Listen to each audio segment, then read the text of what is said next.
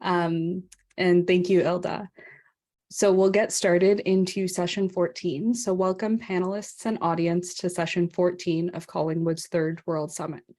My name is Nicole Yardy, and I have the pleasure of moderating this discussion this afternoon, focused on climate mitigation and adaptation models and tools. This topic falls under the summit's sub-theme of climate change challenges and opportunities. And today our panelists will be taking you through some of their strategies related to providing sustainable housing in various communities. As the Town of Collingwood's climate change specialist, I'm excited to hear from our panelists, Dr. Jose Echeverry, Astrid Rem, Nicholas Cloet, and Fred Schwartz, to learn more about what models and tools they're using to advance climate change worldwide. For some local context before we begin, the Town of Collingwood Council declared a climate crisis in October 2019 after students from the local high school organized a climate strike downtown. The strike demonstrated the desire and the need for urgent action and increased focus on climate change.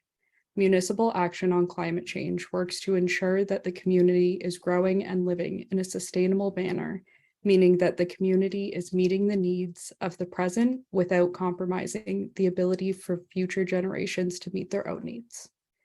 Since declaring the climate crisis, the Town of Collingwood has taken tangible actions to reduce our greenhouse gas emissions, including, but not limited to, beginning to electrify the municipal fleet, rejoining and working through the milestones of FCM and ICLEI Canada's Partners for Climate Protection program, and developing the climate change specialist position.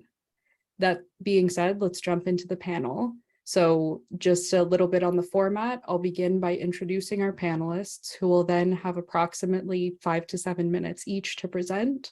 Following the presentations, we'll have some time for Q&A from the audience. So I invite the audience to put questions in the chat as they come to mind throughout the 4 presentations. And then at the end, you'll also have the option to raise your hand and speak aloud. So I'll start off by introducing Dr. Jose Echeverry, a member of the Senate Executive Team and Board of Governors at York University, and Associate Professor in the Faculty of Environmental Studies. Jose is also co-chair of Sustainable Energy Initiative and a director of the International Renewable Energy Academy. He believes that there are 4 solutions to climate change. 1, to achieve 100% renewable energy. 2, go for 100% electromobility. 3, reforest the entire planet. And 4, join with people worldwide that can make actions 1, 2, and 3 happen while maintaining a 100% local community focus. So a lot of big ideas, and I'll turn it over to Jose. Thank you, Nicole. It's a pleasure to be here. Thank you, Hilda, Alex Venuto, Reza, and all the organizers of the event. Can you hear me okay? Maybe somebody can give me thumbs up. Perfect. So I'll be removing the virtual reality very soon, because I'm actually on site in one of our living laboratories of climate solutions. I could use my minutes to talk to you about the solutions, but Nicole already elucidated it.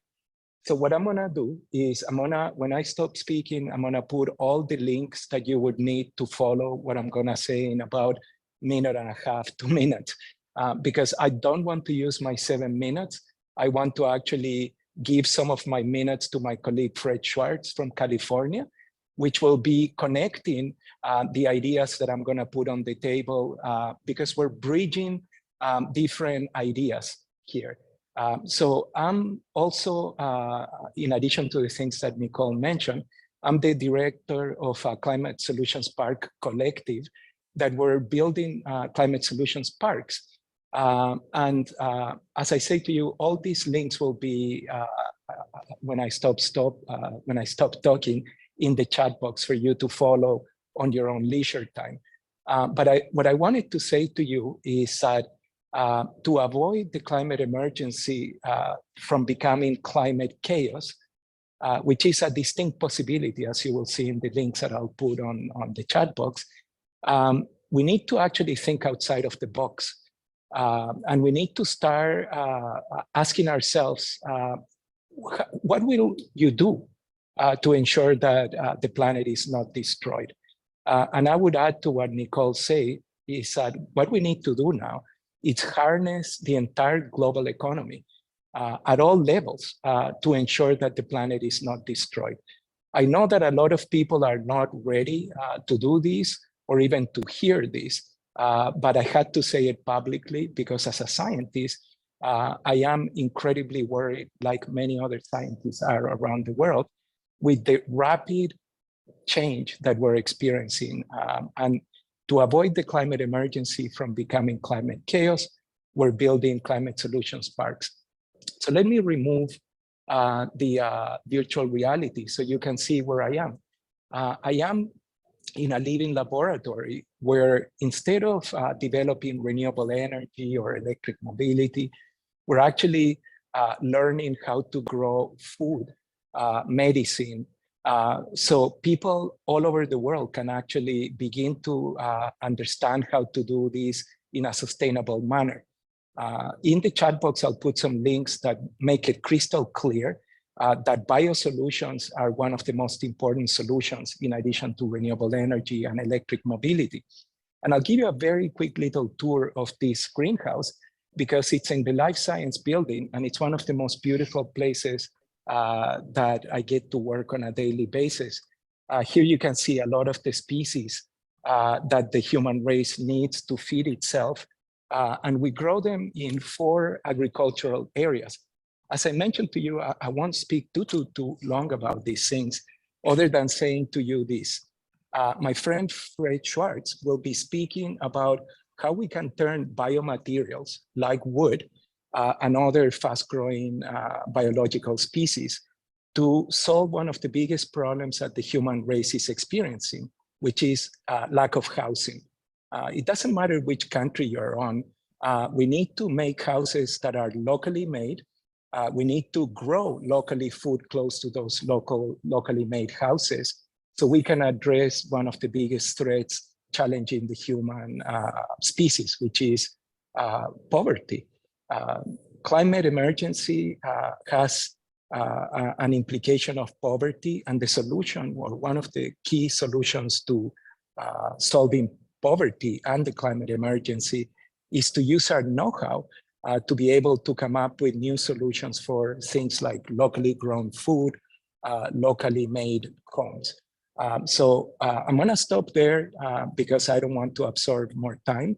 And I want to leave some of my time for my colleague, Fred Schwartz from California, which will tell you a very good story of how we can do locally made housing to solve the climate emergency. Thank you very much.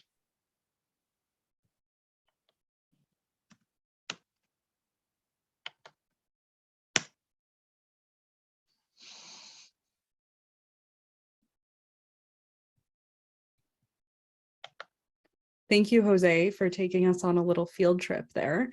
We'll hear from Fred Schwartz at the end of the panel discussion, but next we'll go and hear from Astrid Rem, a registered nurse and climate advocate from Norway. Astrid has always been fascinated and interested in all living things, nature's impressive solutions, and the incredible natural strategies of different life forms. In addition to working in ER rooms and pre-hospital emergency services for almost 10 years, Astrid is a biology student who understands and feels an increased sense of responsibility to communicate the devastating effects of biodiversity loss, as global biodiversity sets the foundation for the life and society as we know it. Go ahead, Astrid. Thank you for the introduction. I'm almost feeling a little bit out of place here. I'm speaking to you from a cafe in Trondheim, Norway. I guess seeing your titles and your very impressive positions, and I guess I can just tell you a small story about what I've been up to the 6 last months. So as you heard, I am a nurse. As a health personnel, you have certain ethics connected to your license in a way. Those include that you are obliged to warn and inform the public on societal and health political matters, which also climate change is. It's the biggest threat to global health we've ever seen. It's hard to mobilize for it in a way, or it's even hard to talk to colleagues about it, especially in an oil nation that Norway is. It's very peaceful, prosperous, and it's hard to even get people to realize the responsibility we carry when it comes to climate change. So yeah, last year I started studying biology because being a nurse is extremely exhausting, even in rich countries, understaffed, and burns you out, especially after the pandemic. So I actually made several years ago a plan to get out from that, even though I really like it. Learning about evolution and ecology even more, and like to tiniest details of how everything is connected, just increased my sense of urgency and responsibility to act, to do anything I can. I was already involved in, or a member of the Extinction Rebellion when these new types of campaigns popped up, which I'm part of now. We're doing civil disobedience, the very annoying kind that disturbs the public. So we have a very clear demand: no new oil and gas. Just like Just Stop Oil from the UK, if you've heard about them. We also block roads. I've been in prison 6 times now. My savings are almost up, so I am trying to transition into normal politics. But anyways, civil disobedience, why? And why does it make sense? I guess looking back through history, you can see how it's really the only tool we have now, or in my opinion, and that's why I chose to do this. You'd need only a very few % of the population supporting it to make a change.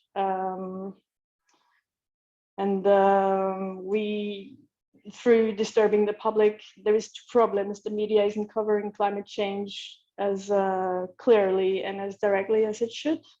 And the government, it's also, the politicians don't feel enough pressure. So since they don't feel the pressure to act on climate change the way they should, we create a new problem by disturbing the public and making queues and traffic lines and all that. And we are increasing in numbers. People are joining. NASA scientist Peter Kalmus is also advocating for civil disobedience. And with the limited time we have left, I see it as the only viable and likely thing that can catalyze political action on the scale that we need. I'm not sure what more to say, but that's me and why I do civil disobedience. And I really hope more people will join us, even though it sucks. And the fines are costing me all my savings, but I don't know what else to do. Yeah. Thank you, Astrid, for sharing that story. I think it's very important to bring this conversation down to a personal level. It's much easier to have it at the municipal, provincial, federal government level. But bringing it down to this personal level, we need to consider what everyone's personal responsibilities are to climate change and what us as individuals need to do to act. So thank you for sharing that. Next, we'll move on to Nicholas Chloe, who is the sustainability coordinator at the town of Blue Mountains. So they're right next door to Collingwood if you're not from around this area. His experience in municipal sustainability began in 2016 with the region of Waterloo, where he worked as the climate change planning coordinator, as well as an economic development data analyst. Nicholas holds a Bachelor of Environmental Studies and a Master's of Economic Development and Innovation from the University of Waterloo, and is currently working towards a certificate in carbon accounting with the Greenhouse Gas Management Institute. You can take it away, Nicholas. Thanks very much, Nicole, for the introduction. I'm going to just share some slides, if that's okay. And I'll make sure, okay. So thanks again. I guess my goal with this presentation is to give an overview of where the town of the Blue Mountains currently is on our sustainability planning journey and where we're hoping to go. In many ways, we're kind of in the early phases of a lot of initiatives that we're starting, and I'm looking forward to the discussion that follows. So briefly, I'd like to first humbly acknowledge that I'm joining you from the traditional land of the Anishinaabeg, Haudenosaunee, and Wendat peoples. And just a little background on the town. Our landscape includes the shores of Georgian Bay, significant land area covered with the Niagara Escarpment. You can see some of our ski hills on the escarpment in that leftmost picture. And so we have year-round tourism, and people are moving to this area more and more. We have a rapidly increasing population, still small, less than 10,000, spread across small communities through the town, and with thriving agricultural and tourism sectors. And yeah, we're within Grey County as our upper tier municipality, and as Nicole mentioned, we are direct neighbors with Collingwood and a number of other municipalities. So the town obviously has a number of reasons to be concerned about climate change, not just winter sports, but our agriculture and our whole way of life. So we declared a climate change emergency in 2019 with some motivation from a local group called Climate Action Now Network. And we began developing an integrated community sustainability plan in 2020. Also, during that development, earlier this year, we received some direction from town council to implement or to start working on some corporate policies to start addressing our commitment to the climate change emergency, including a formally adopting a net zero by 2050 greenhouse gas reduction target. And I can talk to some of these if the discussion demands it. The net zero building policy and deconstruction policy are the ones that are furthest along, but still in draft form. Probably will go before council early next year. And in terms of our integrated community sustainability plan, this was endorsed in July this year.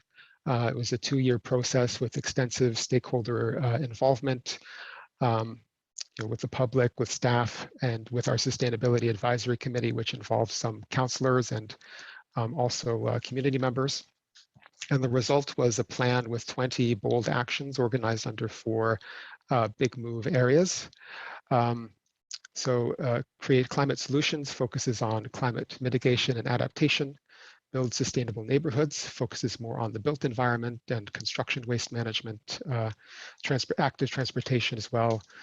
Grow an innovative and thriving community has more a focus on actions around economic and social well-being, because the sustainability plan is broader than just climate change. So this includes, for example, the need to support a green economy task force or hub of some kind, and the need for a diversity, equity, and inclusion strategy.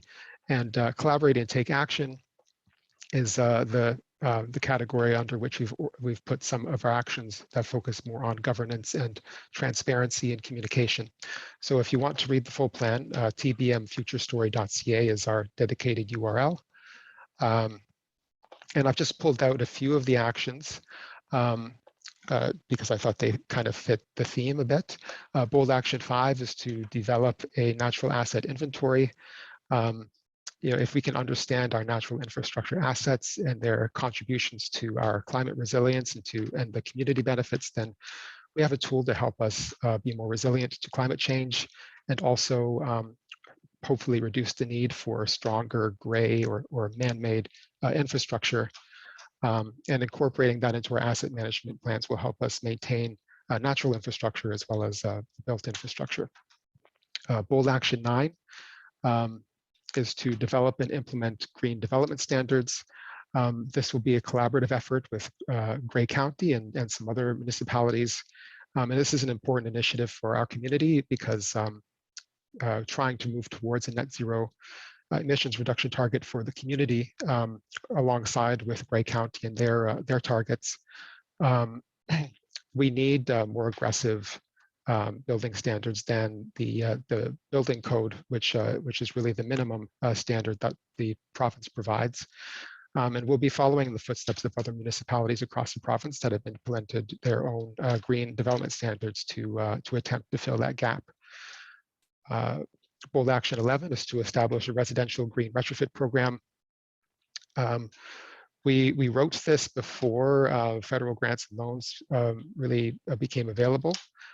So I think what we're thinking now is to, with a feasibility study and with collaborating with the county or with regional municipalities, we'd like to find a way to complement what's already available and with a feasibility study that will help us understand the local opportunities and what types of financing might be accessible to us and appropriate for meeting those opportunities. And Bold Action 16 is to improve the conditions for attainable housing. This is a very important and challenging issue for our community. We've had labor shortages at some of our businesses for many years, anecdotally, and we have a low supply of rental units, and purchasing a home here is very difficult for people of even moderate to high income levels. So it's challenging for our workforce and for just people and families. So it's something that hopefully we can address to a certain extent with our official plan review, finding opportunities to increase attainable housing. And we also have the Blue Mountains Attainable Housing Corporation. There was a great presentation from the executive director of that organization yesterday. But we've identified in our plan that they need stable funding to continue their great work. I'll briefly mention that the official plan review is a look at our official planning policies, and it's a periodic process that brings our planning documents into our official plan into alignment with Grey County and with the province, whatever provincial guidance might be more recent, as well as with recent local or community guidance. And so the sustainability plan has influenced the updated goals and objectives of the official plan, which is great. We have some language in there around climate change, mitigation, and adaptation. And phase 2 of that process, which is going to be underway next year, will be an opportunity to take a deep dive into climate change and a number of other areas such as source water protection, Indigenous engagement, and so on, that are also really important to community sustainability. And this is my final slide. I just want to mention that while a number of our bold actions in the sustainability plan focus on buildings, the Grey County's Climate Change Action Plan has identified that private vehicles are really the largest opportunity for our area to reduce emissions. And so the town's transportation master plan, which is near completion, is a process that has taken into account growth management of the overall transportation network. And it also emphasizes the role of compact mixed-use development to enable lower carbon options like transit, active transportation. We're also looking at rolling out chargers, finding opportunities for electric vehicle chargers to electrify, to enable community electrification of transportation, and also we're looking at our own fleet. And the official plan review also has, in common with the transportation master plan, this look at the density and bringing additional units to existing properties. So I will finish my presentation there. We're really at the starting point, as I mentioned, for a number of these. So we're looking for solutions, ideas, partners, and I can talk more in the discussion, which I'm looking forward to. Thank you. Thank you, Nicholas. It's great to know that we have neighbors that have similar goals in terms of affordable housing and climate change, so that we can share our struggles and successes and move forward as a region instead of in a municipal silo. So our final panelist today, we have Fred Schwartz, an adjunct professor in the Faculty of Environmental and Urban Change at York University. Fred is also the executive director of York's International Renewable Energy Academy, a senior advisor and board member at Lamplighter Energy, and director of Solar Valley Consortium at the University of California, Riverside. Fred has many achievements, including starting the remote power unit within the Ontario Ministry of Energy in 1981, receiving energy-related awards from the President of the United States and US EPA, and has worked extensively with First Nations on housing and renewable energy projects. Go ahead, Fred. Well, thanks very much, Nicole, and also thanks to Ilda and Ozan for helping put this really tremendous conference together. Can you hear me okay? All right, good. So what I'm going to be doing, I'm going to share screen. Have I got authority to do that now?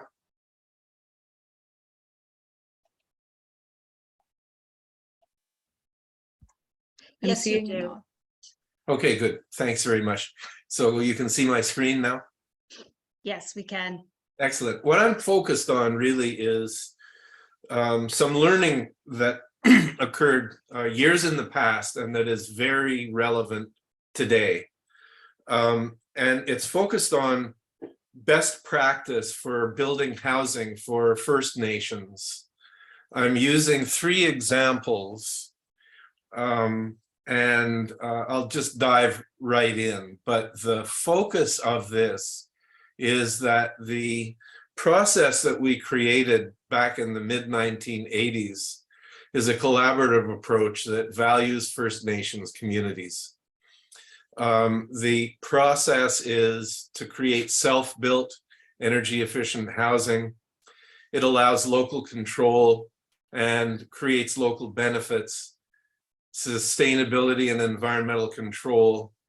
The focus now is also on renewable energy where feasible, and the final focus is on creating very efficient buildings and low energy and maintenance costs. So what I will do is describe to you a process that we engaged in starting around 1985.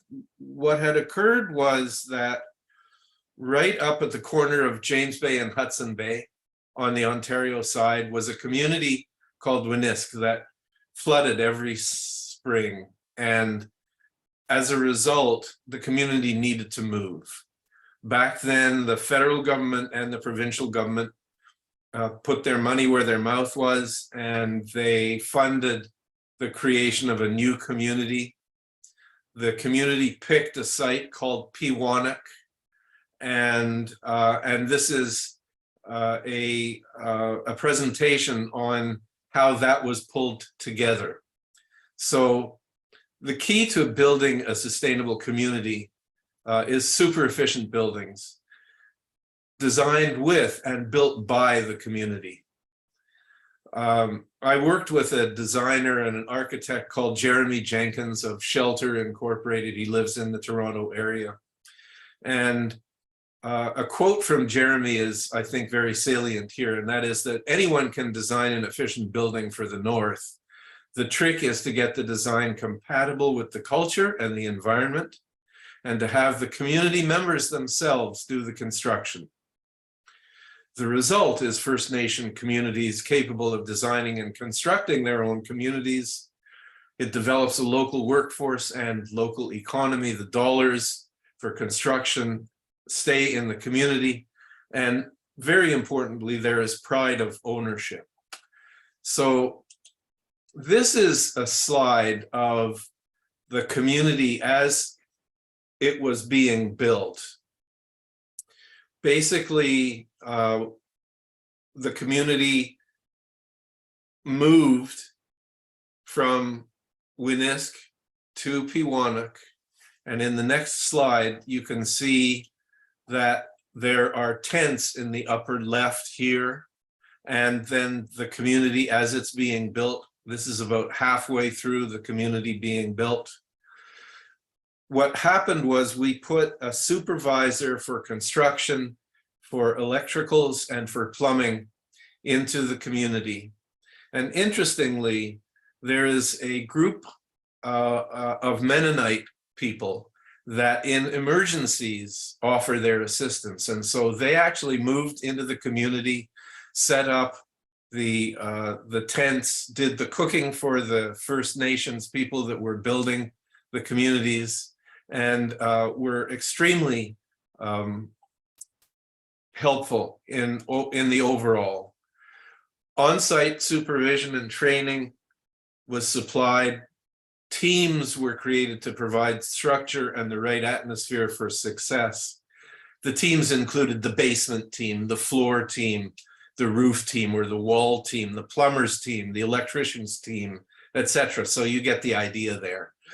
In order so that team members were not bored, the members were rotated through the various teams. And as you can see in this slide here, there were 1, 2, 3, 4, 5, 6, 7 people working on this particular house at the time.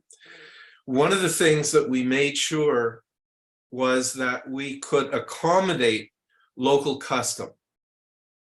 And so this house and Peawanuck is in caribou territory, and occasionally a caribou herd would be sighted near the community. The guys would take note, and the quote was, "You could hear the hammers drop." People would go out, do some hunting, come back, and start building again. And so really what we were trying to do is create designs with the local community. There were 6 particular designs, housing designs created with the people, and then they would pick, the family would pick exactly what it was, the design that they wanted to use.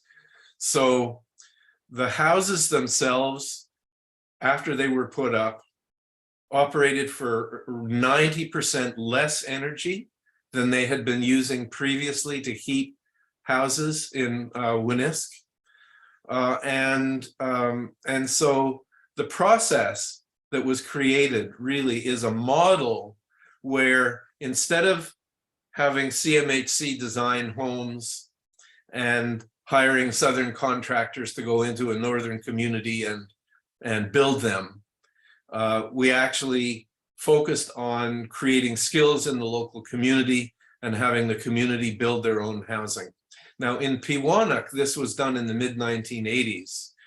About 3 or 4 years ago, Jerry Jenkins, the designer and architect, had a call from the then chief of the First Nation in Peawanuck, a fellow named George Hunter, who phoned up and said, "These houses are operating exactly as we planned. They're wonderful, they're comfortable, and we really appreciate the work that you did back 30, 35 years ago."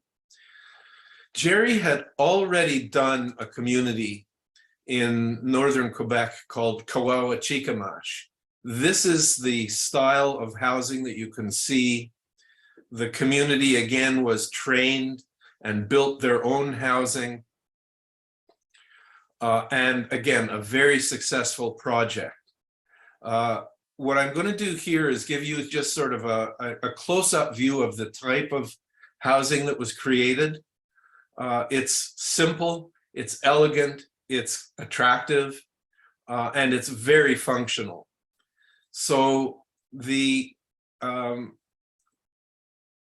another community, so there were 3 communities that were built sort of in a row. Another in northern Quebec called Uje-Bugamu. And this community was, again, built from scratch. It was a large project so that there was engineering brought in and other skills brought in. But basically, the community did most of the design and the building of the community itself. Now, in this particular case, the community was put up for an award from the United Nations, and actually won the award as, at the time, the most sustainable northern housing that had ever been built. So again, you can see that the design that was created has a unity of it and an elegance to it that if you just throw buildings up in a an uncoordinated way, it does not have. Again, here is one of the, well, you can see two of the houses that were built, again, by the local people in Ujebugamo. And how does it feel? Well, I'll just read the end. Where we came from, it was all shacks, no running water, no bedrooms. Everybody was so happy to finally have a home. And this is from a family that moved into one of those homes. I would like to say, just in passing, condolences to the Hunter family. George Hunter passed away a little while ago, but that the development and rolling out of a program of this nature is what's needed now in Canada. I'm going to segue to the fact that I read CBC and other news on a daily basis, and I'm going to say at least once every 2 or 3 weeks there's an article in local press or national that talks about the deficit of housing in First Nations communities. We developed this model, what, 30, 35 years ago, train the local community, get them to build their own housing. It ends up being a paradigm that can be rolled out across the country. And really what we'd be looking at here is there are billions of dollars available, and we want that money to go to the community. We want the communities to be trained to develop their own designs and to build their own communities. So that's the concept, that's the notion, that's the experience. We've had these building experiences years ago, and I'm hoping that when people see that this is done, that it's doable, that there are some local elected officials that will step forward and say, we'd like to do that sort of a development, and we can certainly hook you up with people that can help train. We have housing designs that are available, and so I'll just leave it at that, and hope that we can rekindle this type of model that's been so successful. Thank you for listening to me. Thank you, Fred, and thank you to all of our panelists. It was great to hear from you all on what citizens and different levels of government are doing and can also do better to push the climate and affordable housing conversations forward. So we're going to move into our Q&A section now. So if you have any questions, you can either put them in the chat, or you can raise your hand and we can unmute you to ask. So maybe I'll take a moment. If anyone has any questions, you can raise your hand.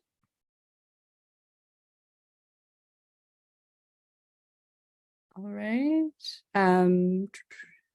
Seeing a hand raised. My apologies for any mispronunciations of names, but Anatha? Thank you. Thanks again. Thanks again for a very, very timely and what shall I say, inspiring, important presentations that we have had in this session. But this also links, as you mentioned earlier, with some of the discussions that we had yesterday when it comes to sustainability, when it comes to buildings, and when it comes to sort of adopting indigenous ways of sustainability, etc. My just one thing is that I'm wondering is that Sustainable Development Goal number 12. It's about promoting sustainable consumption and production.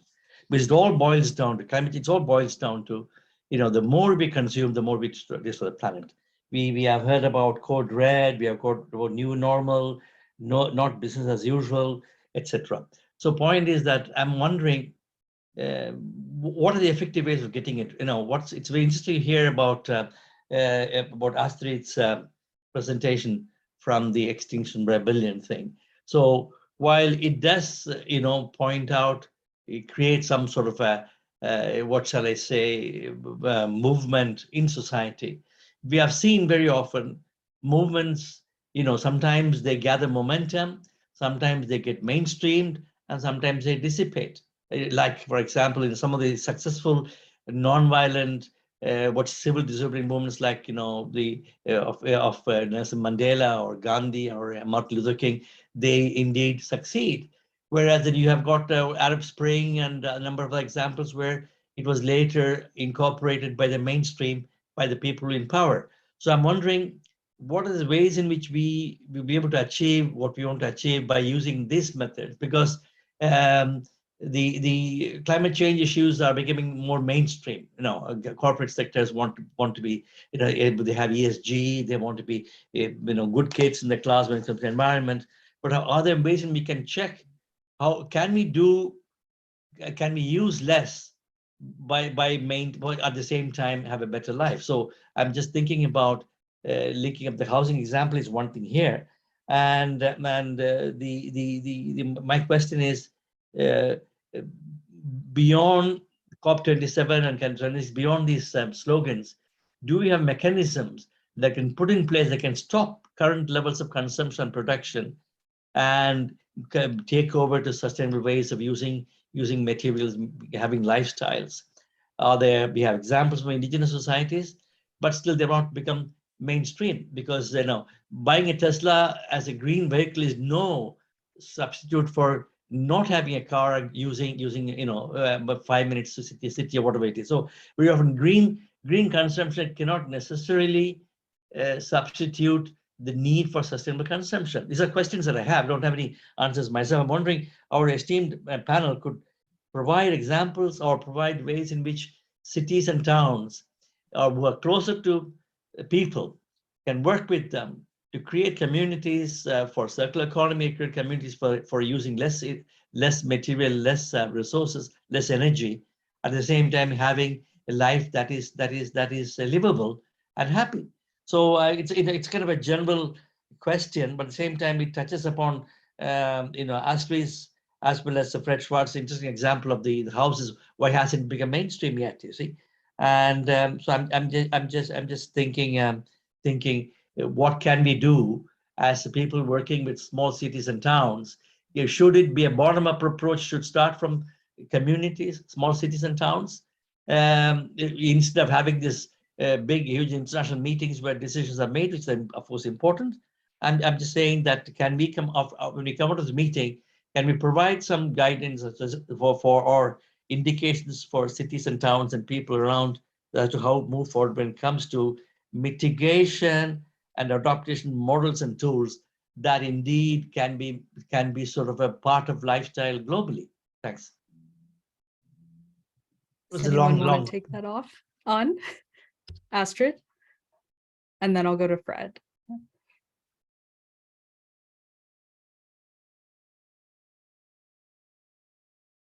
Ilda, can you? Oh, there you go. I think that's a wonderful comment. I will tell you that doing such an extreme action as annoying the public and disturbing everything here has given me a microphone after the actions. And I live in Norway. It's a very relatively rich and peaceful country. The main problem here is that people don't even care about anything. And doing these actions is causing a lot of anger.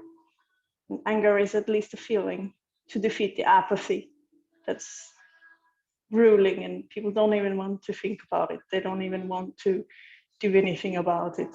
It's I am transitioning into normal politics, and that's also great way and way to legitimize such an extreme demand that an oil nation should declare no more new oil.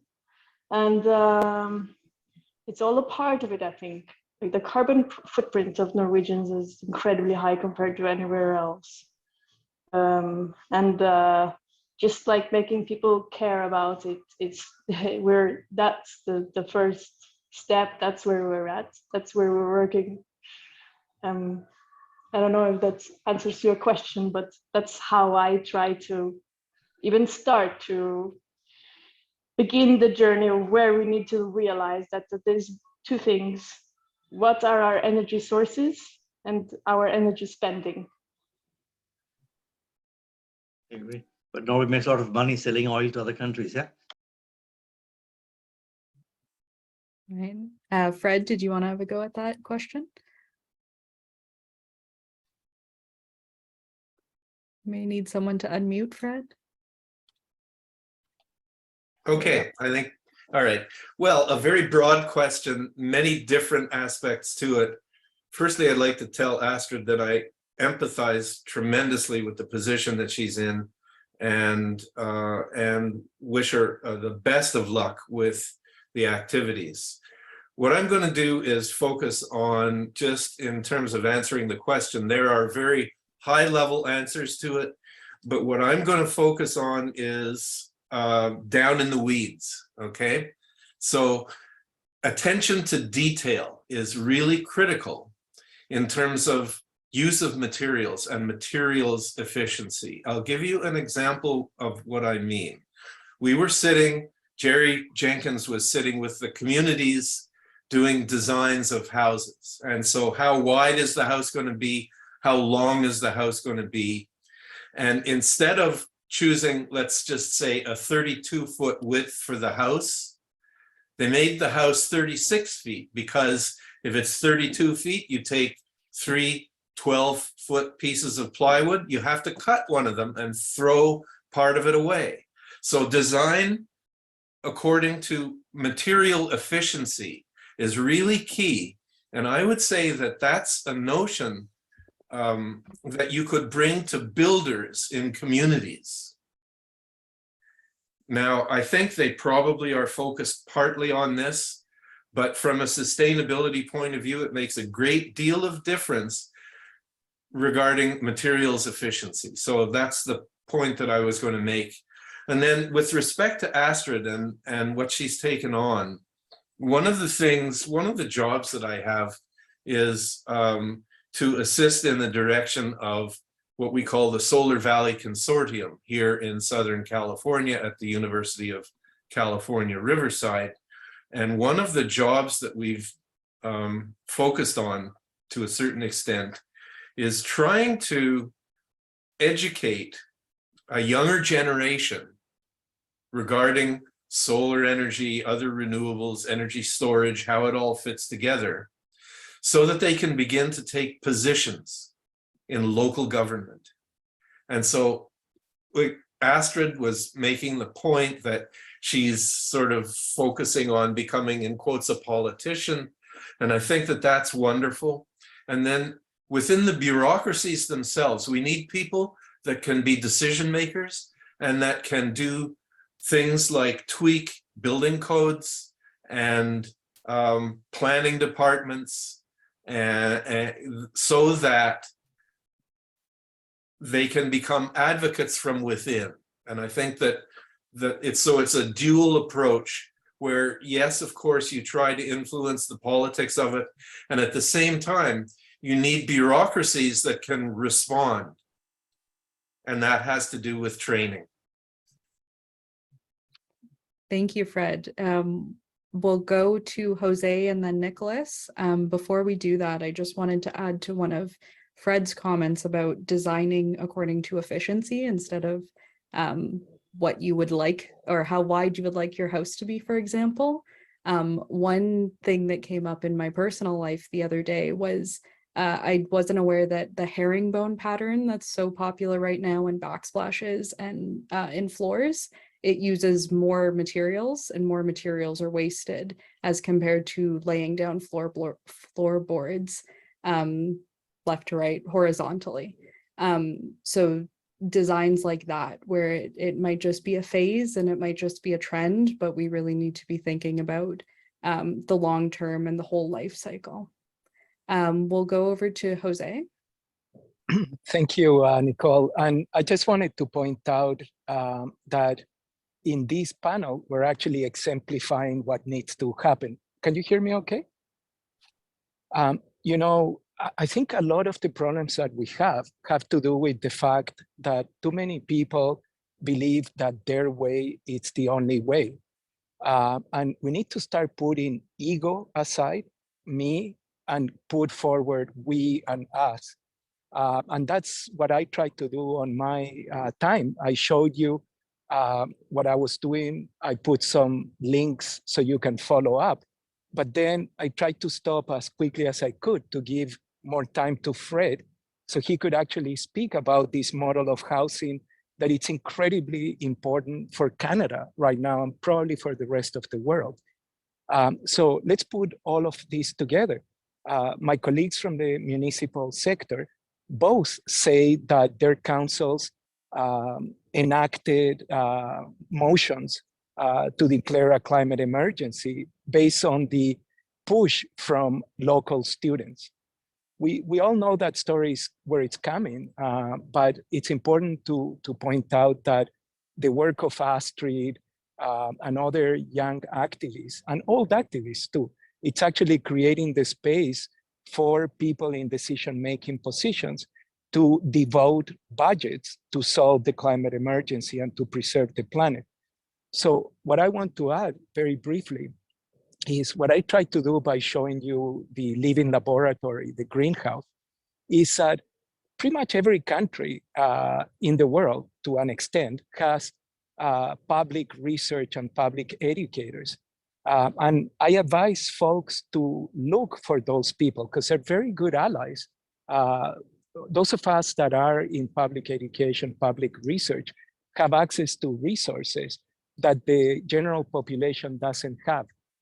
And we need to be pushed by local people like Astrid to put those resources to work for the local community and the global environment.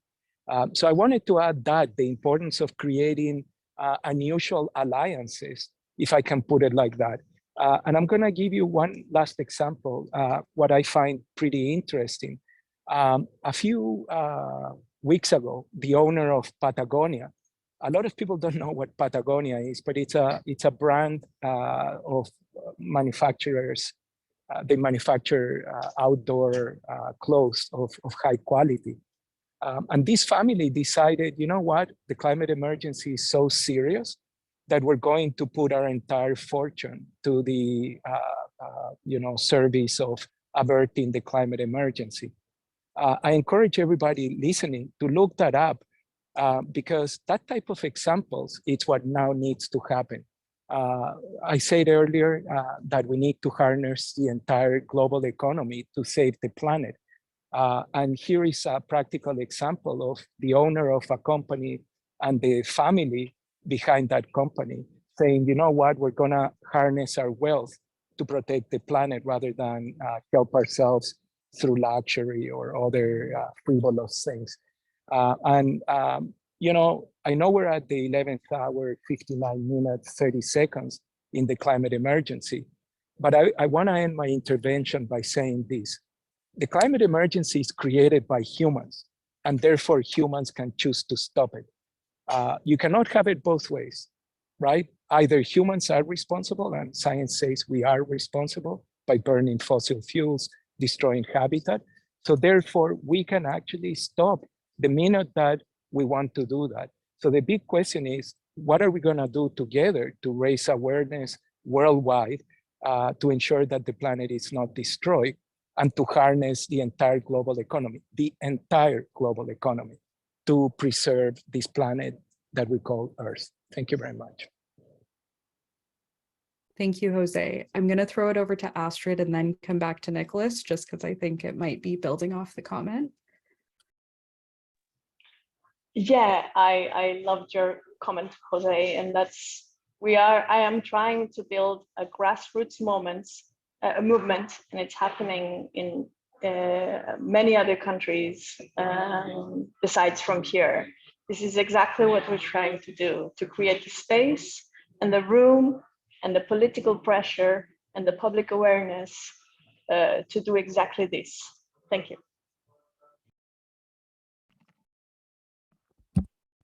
Nicholas? Yeah, thank you. These have been some great answers to Anantha's question. I want to provide maybe two thoughts of my own. One was somewhat inspired by Mr. Schwartz's presentation. We, as a corporate policy, we're working on a deconstruction first policy. So the idea is to deconstruct corporate buildings that need to be removed, or if significant renovations are required, to preserve those materials, and those might be recycled or repurposed for other uses. And in my research for that policy, I came across some guidance, I think it's from the US EPA, which is aimed at small communities and First Nations communities to help them understand how to deconstruct buildings from start to finish. I'd be curious, maybe after this, to know if Mr. Schwartz has had experience with that in some of his work. It's inspiring stuff to read about, and lots of local economic development opportunities, because it teaches similar skills to some of the construction skills that he was talking about. And I would love to, when we're working on our green development standards with Grey County, I would love to bring deconstruction into that conversation and see if perhaps some guidance around that can be brought more to a county or regional scale, and we could potentially foster some of those industries. Also, as part of our sustainability plan, we've included one of the actions, which is to work on circular economy initiatives, and I think part of that needs to involve community engagement. I'm not exactly sure how that's going to look at this time, but I'm really looking forward to finding opportunities. And in my work, my manager is the manager of sustainability and solid waste. We have some ideas in terms of materials that show up at our landfill that could potentially be diverted or dealt with in potentially different ways. But we also have our library, which has a library of things, which shares equipment or tools with the community, so they don't necessarily have to go out and buy brand new things every time. And we're not trying to compete with rental programs that exist in the community, but we're trying to provide options for people who may not be able to rent, or where our rental program does not exist. So yeah, just offered those two thoughts. Thanks. We'll go back to Fred for a last thought, and then we'll move on to the next question. Oh, there we go. All right. Okay. Well, this has been a very interesting conversation. I have actually a question for Nicholas, and then a comment. But in your presentation, you talked about attainable housing. And so can you talk a little bit more about what to you feels like attainable housing? Thank you. Yeah, so attainable, I guess, is it's like affordable housing, but we've expanded the scope of that to include people who make what you would consider a decent living, who are also struggling to find housing in our community. Nurses, doctors, people in professional occupations. So it's not just in our service industry or any, where you might think of a lower than average income. It's where people just starting out in their career. It's a wide range of income levels, and so that's part of the reason. And I think there's also been a bit of this is anecdotal. I think there's been a bit of community pushback on the word affordable and the idea that this is social housing. And Grey County, our upper tier municipality, has purview over the affordable housing file. So our focus is on the attainable, that missing missing gap of middle income earners who also struggle to live here and work here. Yeah. Interesting. So just sharing a bit of experience that we've had in the US. There's a company here in the US called Grid Alternatives, who are focused on disadvantaged population across the country. And what they do is, they take in foundation money and other donations and things of that nature, and then really actually build, sort of like Habitat for Humanity, building homes in communities that have had a disadvantage of one sort or another. And what they're doing now is they're going energy efficient on those buildings, and they're including solar and energy storage for those buildings. So I would say, that's a model that you might want to look at in terms of how to sort of roll out a program for local housing. The second thing, it's just in quick response to one of the sectors that you mentioned, which was waste. And so what I would say is, to be able to turn the liability into an asset is really what you want to be looking for. And there is one technology here in the US that has just come along, which I believe can do that. It's called steam reforming.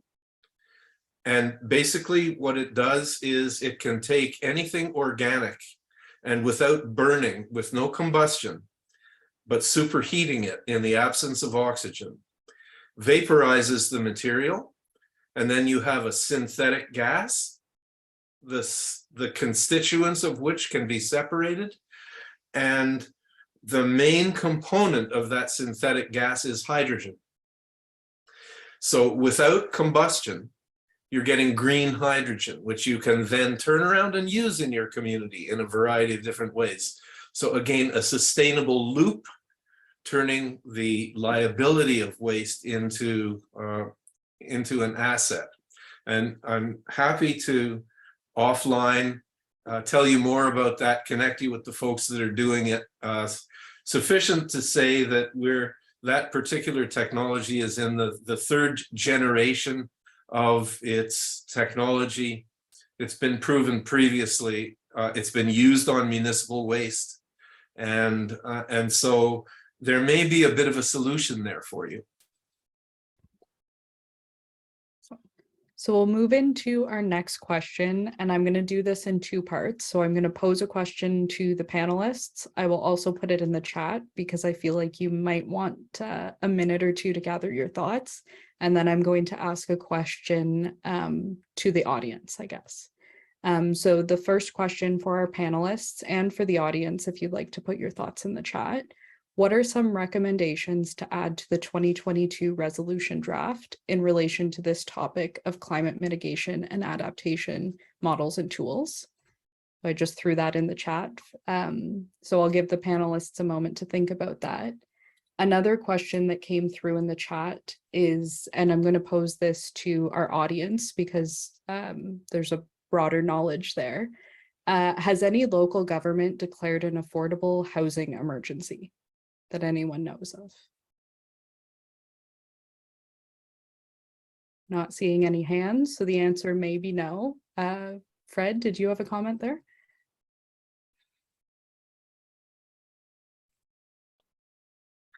Just very quickly, I'm not sure if these are official declarations, but I see, as I said earlier, First Nations communities going, help, we really need housing.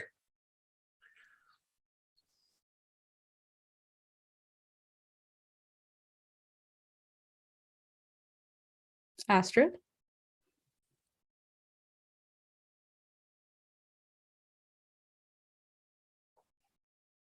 Yeah, I'm leading a civil disobedience campaign with the demand of no new fossil fuel investments. So I don't know, that's going to be my answer for pretty much everything.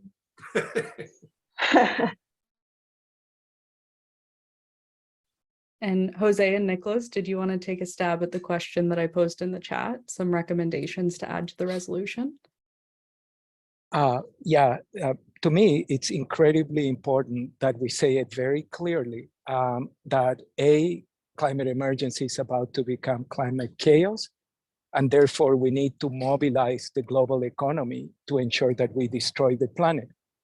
I've said it 3 times, I'll say it 4 times, I'll say it 10 times. We only have one planet, so we need to mobilize economic resources accordingly.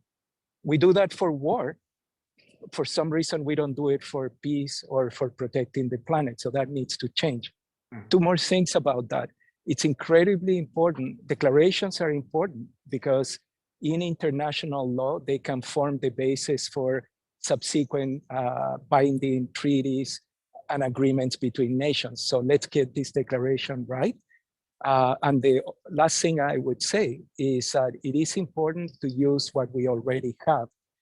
So to address the climate emergency, it's important to harness the Sustainable Development Goals. People, as I said earlier, try to impose thinking on others about their own personal ideas about, what works, what doesn't work. What I like about the Sustainable Development Goals is that they've been discussed over a long time. We have agreement amongst countries on those 17. And any action on sustainability should take into consideration addressing the Sustainable Development Goals. Specifically, number 1, which is ending poverty. Everything that we invest should be guided by the Sustainable Development Goals to ensure that local benefits can accrue to local communities. And that's what Fred was talking about. I'm gonna say one last thing, Nicole, not to do with the declaration, but I have to say it, perhaps to do with the declaration.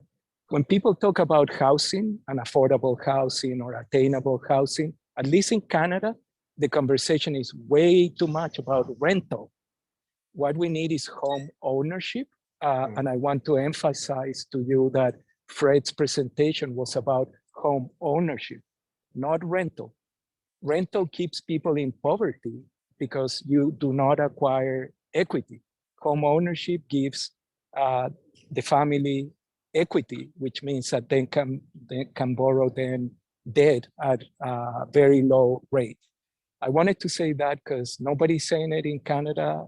My friend Mike LaBey is doing it, saying it, but very few people are talking about home ownership. So attainable homes have to be owned by local people, and they need to be made with local materials that are built by local people. So that's my contribution. Thank you, Nicole. Thank you, Jose, and thank you for shining some light on that. I'll go to Nicholas and then I'll go to Fred for the last word. Thanks, Nicole. I wish I could remember what I saw in the resolution draft already, because I took a glance at it. I don't fully remember what's already there.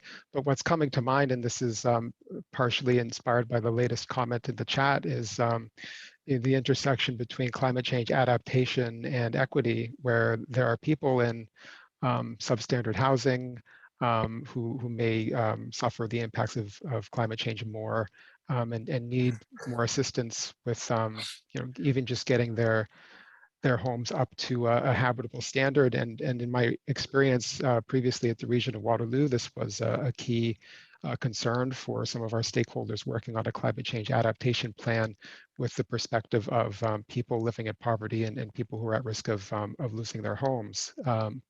So it's with increasing risk of rain and storms and winds, it's going to become more critical. So some language around equity, some language around the disequitable impacts of climate change might be important.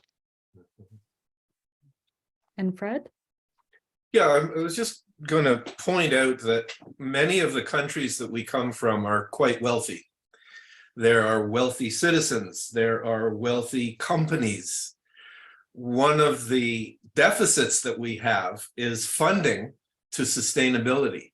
And so I look at the resources that could be available and the resources that are actually being put to it, and there's a large gap there. And I think we should do some thinking, some thought process around how to close that gap. Jose mentioned you know, in his last comment, we do that for war. We don't do it for peace. I think we have to elevate the activity around peace and resiliency and sustainability around the planet. It's the only one we've got.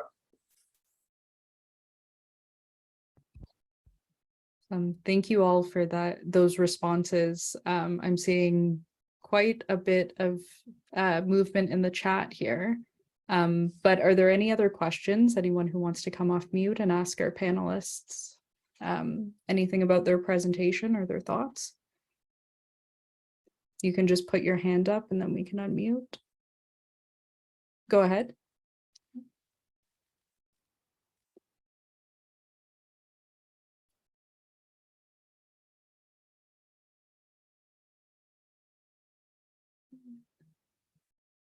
Can we get I'm muted. Sorry. There we I'm go. muted. Yeah. Now, I just put my comment in the chat as well. I'm just wondering, the question of we did not really go into adaptation and mitigation models. And like, for example, most of the countries that are in need of adaptation funds, for example, are developing countries like Bangladesh affected by floods and droughts. So I'm wondering, to build resilience, you need funds as well. So I'm wondering, are there ways we could repurpose ODA and repurpose different kind of funding, earmark them for such kind of activities? That is something that would be interesting, because Canada has a feministic foreign policy.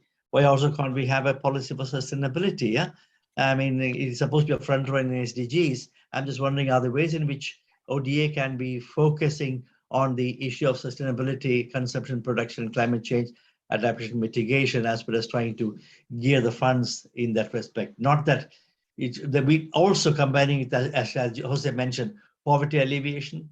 Poverty and sustainability go together, and so we cannot make the green transition as a kind of what shall I say, a kind of an exclusive prerequisite of the developed countries. Yeah, I'm just saying, do we have ways we can link up the issues of the global north and south, or are we mostly talking about what needs to be done in the north? This is something that I think we need serious attention. That's where I think the whole question of adaptation and mitigation comes in. Like in housing, we end up with the kind of green gentrification. Yeah, even you can find that in New Delhi or in Manila, houses that are sustainable, but where majority of the people live in slums. So we need to look at these aspects. There again, they are affected by floods, droughts, where funds for adaptation is needed. So here I think we need to look into using technology, the means available, and use them in conditions where they are necessary, I think. Yeah.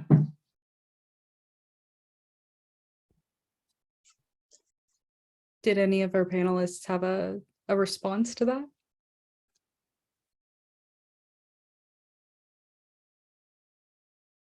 We've got a clap from Astrid.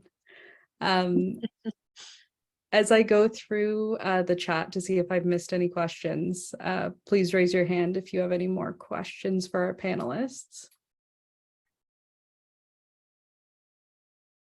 I've got a question for all of us, or for all of you, actually. If you, kind of a rapid fire question, from a housing perspective, what do you think is the most important model or tool to reduce human impact on climate change? More of a rapid fire, if you could give one word or a sentence. What's the most important tool?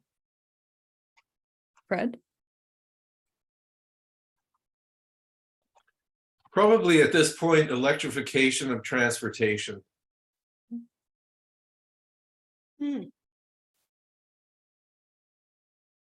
Any other panelists? Nicholas?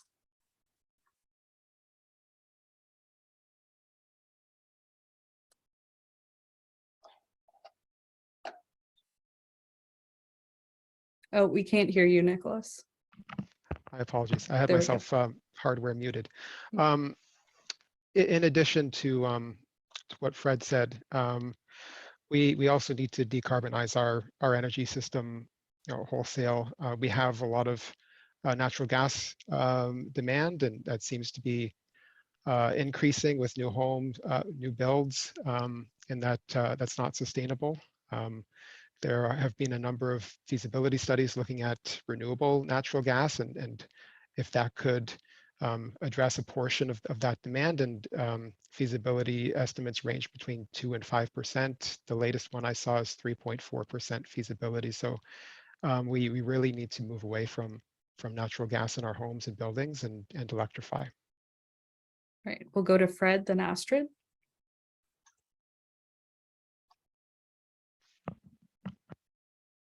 Yeah, so hydrogen comes up big on that score. And I think we should be looking to replace natural gas with hydrogen and use it in fuel cells in homes and in transportation and business applications and so on. So hydrogen is one of the tools that we have in our toolbox to fight the global warming fight. And it's coming up big, I think, in the EU. It's coming up big in North America. I'm certain that it's being looked at very closely in Asia.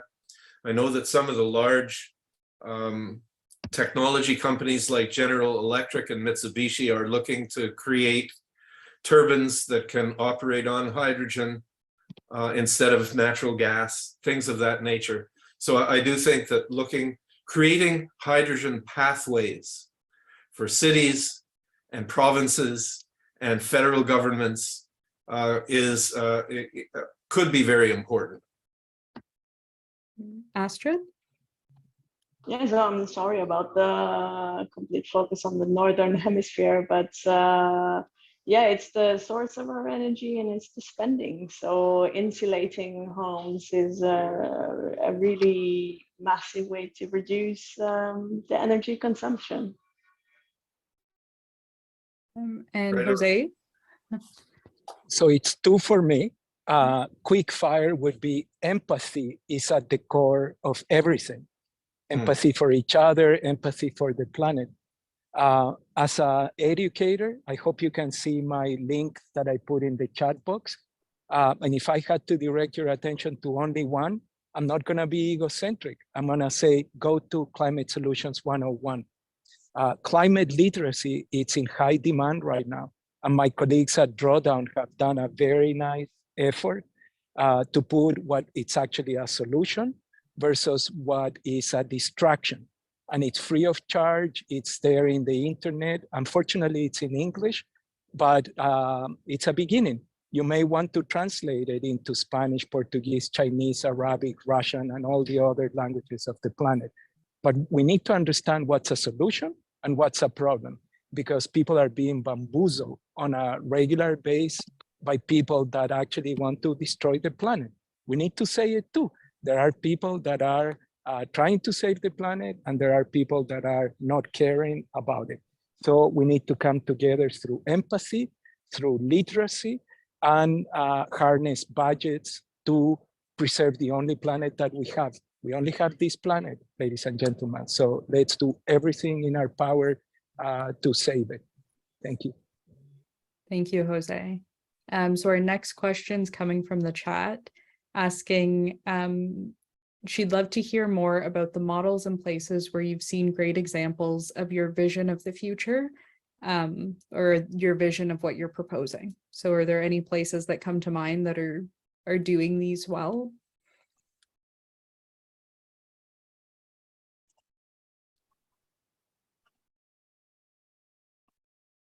Jose?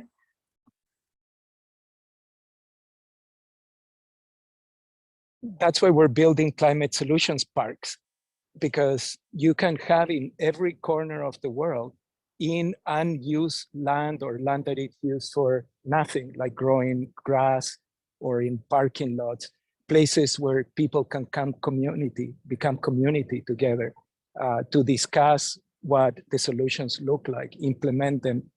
That is, I could tell you this country, this other city, I've been to many, many, many, many places. But I think what now needs to happen is we need to come together, educators, local people, members of local private sector companies, NGOs, students, to create places where we make possible what we want to see in the world. A lot of people don't want to destroy the planet. And the best place to come together, at least for me, is by creating local climate solutions parks in the backyards of schools, in the parking lots of the world. So when you come to Toronto, Astrid and everybody else, look me up. We're at 70 Canuck Avenue. It doesn't get more Canadian than that. Downsview Park subway station. Come and see us any Friday. We meet there Fridays because of a little girl from Sweden that told us that we need to care about the planet on Fridays. Well, we're saying come to the park to learn how to save it. Thank you so much. Thank you, and thank you for the invitation.